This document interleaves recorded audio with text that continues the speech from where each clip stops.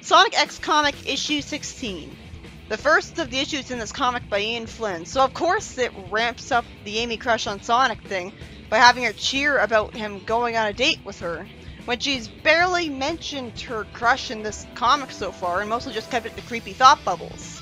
So first of all, it's very cheap fan service right off the bat. And second, he flanderized Amy in the main comic, and it was pretty noticeable because there, she was just a normal girl who wanted to be accepted as a freedom fighter, with her crush on Sonic falling completely out of focus by the time we were past issue 40, and then suddenly she was crazy about Sonic again. And even then it wasn't consistent, because pretty soon she was the way she was supposed to be. And now, the same thing's happening with Amy. At least that's consistent with Sonic X Anime Amy. Anyways, who wrote this being obvious aside, Amy brags about how Sonic's gonna take her out on a date. And Sonic says that he was nice enough to humor her since it's Valentine's Day. Now that's a good person. Also, he lost a bet to Knuckles. We didn't need to have that detail. It was going to be sweet, a genuine show of what a good, selfless person he is. But no, he had to have that extra motivator to make more actual sense. Normally I love it when Sonic's the anti-hero, but the problem is that it's so rare when he's nice to Amy that I really appreciate when he is. But again, it's good that this extra detail does exist because it makes the plot not feel forced, which it really needs to not be. Sonic has no clue what he's going to do for a date. Well, normally I'd say that I really prefer Sonic to be good with the ladies, because, you know, he's supposed to be cool. That's one thing I really loved about AOSTH Sonic. It made sense. But in this particular case, Sonic X Sonic is shown to have pretty bad social skills. He ran circles around his friends while saying he was bored over and over again like a child, and just an issue ago he saw nothing wrong with telling a kid that Santa wasn't real. He's cynical, but he's not good with people either, which makes him relatable to me, and also like Fleetway Sonic if he wasn't nearly as humorously snarky as him. So because of this running trend of him not being good with people, since being a super fast hero is the only thing he's super good at, I can forgive him not being good with the ladies for this continuity because it's just another way that he's not good with people. So naturally he wouldn't have any experience with going on dates, so it's in character for him. But still, you'd think they would have watched enough TV by this point to know what people do on dates. But then again, Sonic hates sitting still and would rather run around pointlessly, so he'd have to actually ask someone what people do on dates, and he doesn't think ahead, so he hasn't thought to ask anyone until now. But it's still common sense. This is why Sonic's the best Sonic character. Not only is he entertaining, but he's a surprisingly deep character when you stop and think about him. And there's multiple different interpretations of him depending on the continuity. Sonic looks nervous, and obviously lies to Tails that of course he has a plan. From the way his expression looks, it should be obvious he doesn't know. But instead, people seem to be fooled as he smirks at Amy like a Casanova, saying that he just has to find his list. He takes off, presumably to write down a list, but if he doesn't know what to do on a date, what's he going to write on it in the seconds he'll have to write on it before he has to come back? If he waits too long, they'll know he doesn't have a list already made. Seriously though, am I supposed to just assume that he's never watched a lot of TV, not even as a little kid? It should be common knowledge that on a date, you go to a restaurant. Or a picnic if you don't want to be too serious. The art's really lazy behind Chris here. It's really, like, static on a TV. The art's washed out. I guess that's how you describe it? I don't know. It's still fantastic though, but I feel like the art's always been washed out for this comic. I mean, like, there's a stark difference between this and this. The Chaotix don't know what to tell Sonic as advice. Since Sonic hasn't returned to Amy immediately, I'll have to give them the benefit of the doubt, and oh, who am I kidding, it's my fanfiction writer. I'm sure Sonic's friends actually believe him about having a list, and just assume that he forgot where he put it and is taking forever. I doubt Tails bought it, but the rest probably did. Espio is implied to not actually be Japanese, instead a mere otaku, because when he tells Sonic to take Amy to a Japanese restaurant, he's told that he doesn't know anything about Japanese culture. So this Espio actually isn't from Not Asia, because he doesn't immediately correct Vector, not even in his thought bubble. He's just a ninja who wants to be Asian. And yet, the Archie Espio, who is already heavily implied to have been born on Angel Island with his chameleon village, he was the one who was Japanese all along, and not just an otaku. Huh? It would have been more acceptable to make this guy actually Japanese, since he doesn't have an established hometown to contradict when you're making up this new backstory. But again, I loved Espio's new backstory. And it wouldn't have the same significance with this Espio because we don't know that there's an established not Asia from Mobius, from world building that we've grown attached to. And it wouldn't factor into the plot. Still, it's baffling. Charmy says that Sonic should take Amy to Twinkle Park, and Vector says that's kid stuff, dismissing him as being childish. What Sonic should do is tell Amy that he has some suggestions for a date, and she can get to decide whether to go to the Japanese restaurant or Twinkle Park. Worst case scenario, she'll be indecisive like I can be sometimes when presented with two equally appealing options. Or she'll choose both and he'll have a longer date with her. Well, actually, I have a suspicion that Sonic will go with the Twinkle Park idea, purely because he went to Twinkle Park with Amy in one of the video games. Because this issue was written by a Sonic fan, so he'd prefer to reference one of the games over just doing something unique and original with the story. The reboot is the biggest example of that. It's been months since I read the Mecha Sally arc, and I was hoping I wouldn't still be bitter about Flynn. But here I am making references to how he wrote Preview Archie. Surprisingly, Sonic takes Vector's suggestion, but the video I got glitched out and showed the last 3 pages of the comic early at this point and in the wrong order at that, somehow. So at first I thought the ending was horribly rushed to have a cliffhanger ending for it. After Eggman plans to do Operation Heartbreak after Bokoon tells him Sonic's dating Amy, which is a logical and brilliant consequence of that happening, Sonic plans to take Amy to a night on the town. He brings her to the roof and shows her the fireworks from Eggman's missiles, and then we cut to them at a restaurant, where Eggman's robot sidekicks have replaced the chefs at a Japanese restaurant. Good, he is doing all of their suggestions at once. And it's his idea, not Amy's. I like that a lot better. One of the robots plans to distract them with the show, while the other robot will drop the oil and burn them. Are they too badly programmed to realize that Sonic and Amy will know it's them? Really? I hope they recognize them immediately and don't trust them. Fortunately, that doesn't happen. We have some other stupidity from a character instead. It's almost like this is written by Ian Flynn. One of the robots spills oil by accident, and the fire just burns them, effortlessly dealing with the bad guys before they'd have a chance to cause any interesting conflict. To be fair, Sonic and Amy might not have survived if one of the robots had gotten that far, because it'd be a really simple and quick trap. A much more brilliant one than that of Scratch and Grounders then, because one of them would distract the heroes, while the other one does their thing. Which is a kind of strategy that Sonic actually complimented Scratch and Grounder for when they were turned into smarter foes in one episode. But they still lost way too easily, that was just lazy. I guess that was the only way Flynn wanted to bother showing them in the restaurant together. They somehow have a potential enemy there. Because he certainly didn't care about showing what they talk about in there. You know, priorities. Though it is an action series, so the priority should be on action, but it's also a date. Why would... It sure is convenient for Eggman, the bad guys, that they even know that Sonic and Amy are on a date at all. There's so many different places that Sonic could be in the city. It's a big city. We skip past Amy and Sonic having a meal together. We don't even know what they ate. That's so lazy. See, this is why actual fanfiction is better for a plot like this. Because comics have a very restricted amount of comic space. And that's the only reason I can think of, aside from sheer laziness, that we didn't get to see Amy and Sonic's conversation when they were eating. Did they not talk at all, just sit in silence staring at each other when they ate their meals? Wouldn't that be a really awkward date? Something that's not done? So what did they talk about? Eggman? Their days? A fanfiction would have shown us that to give a proper, complete experience. Which we need, since this is the only time we'll get to see, in canon, them going on a date. Because Sega hates the idea of them being together for even a second, even though they're actually compatible. Amy is about as disappointed as I am, but for different reasons. She says that the two of them are always having high-speed adventures. And Ella always cooks great meals, so they didn't need to go to the restaurant.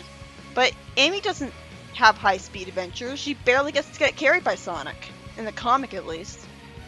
You'd think she wouldn't be used to the high-speed adventures, even if the adventures part... Yeah, that's pretty run-of-the-mill. Her point, though, is that their date isn't anything different from Sonic hanging out with her as a friend. And she's smart enough to have caught on, because he hasn't tried to kiss her, which a lonely Casanova like Scourge would have done. Sonic didn't do it because for no reason at all, he's not into her. Well, she's immature, but so is Sonic. So that's hypocritical if that's his reasoning. Amy wants to be dazzled. Sonic is relatably awkward about saying that the only thing he has left on his list is Twinkle Park, and Amy gladly plays at Twinkle Park with them. We see a photo montage where they ride the merry-go-round like children. Oh, then she uses her hammer to win a minigame. It's not just that she's being childish, she just wants to have fun. She bowls a strike, she hugs Sonic on a Ferris wheel while he fortunately smiles about it instead of being ungrateful. And we see her with a balloon with popcorn nearby for no reason. That's the most forced game reference ever. Why does she have that balloon in universe? Was it a reward for beating that hammer minigame? Why does this photo show up so long after it then? Why do Sonic and Amy look so unimpressed? Then Amy decides to go into a haunted mirror mansion, and Sonic lampshades that she should already have her fill of ghosts. Wait, but she wasn't in that story with Cream and Chris's mom. I have to compliment how Sonic and Amy are interacting like friends here, and not Amy flirting and Sonic being a jerk to her the whole time. That's what Flynn made it like in Archie for a little bit out of nowhere, and I'm glad he seems to be showing restraint here, instead of just making it like the games with no regard for consistency, and making Amy to a joke the whole issue.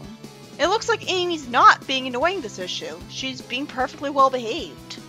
Why in Sonic X, and not the normal Archie Sonic comic? I mean, this is inconsistent with how she is in the anime.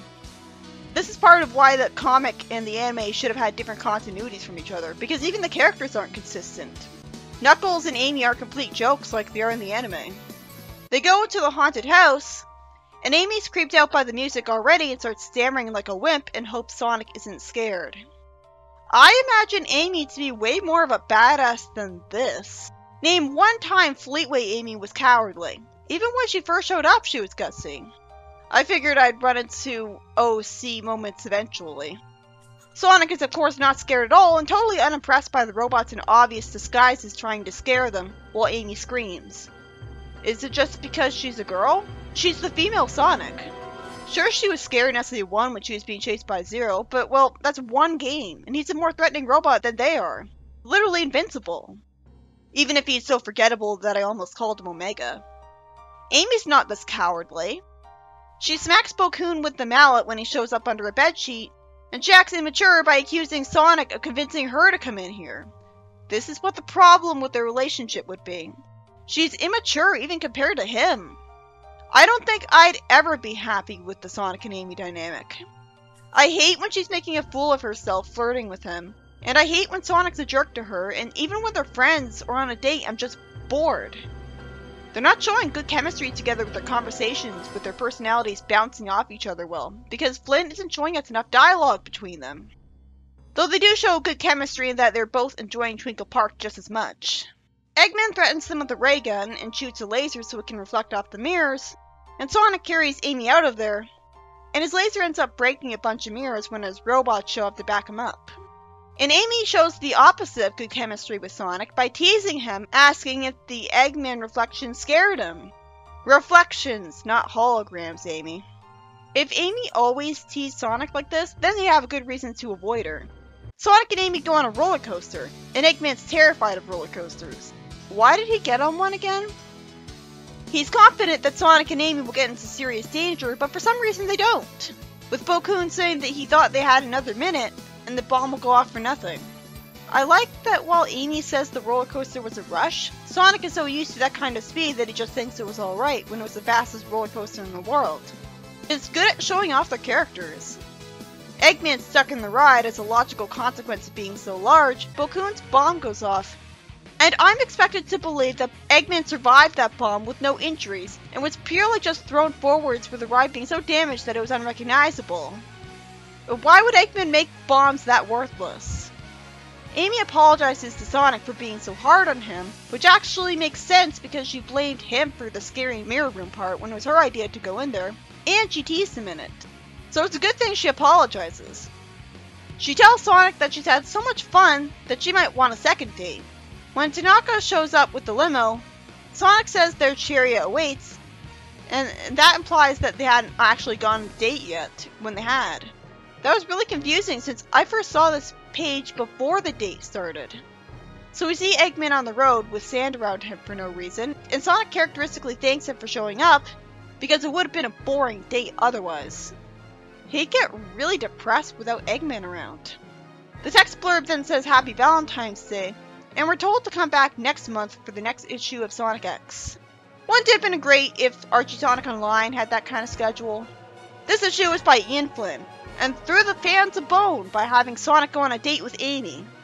It's not that surprising that the issue was written by a fanfic writer. It was surprisingly great, actually. Since Amy was cheering about Sonic going on a date with her, and it was by Flynn, I was immediately reminded of how she'd been flanderized when Flynn first showed up in Archie, and immediately her dynamic with Sonic was rebooted to be as bad as in the games. But much to my relief, Amy's not really annoying the whole time, making Sonic uncomfortable.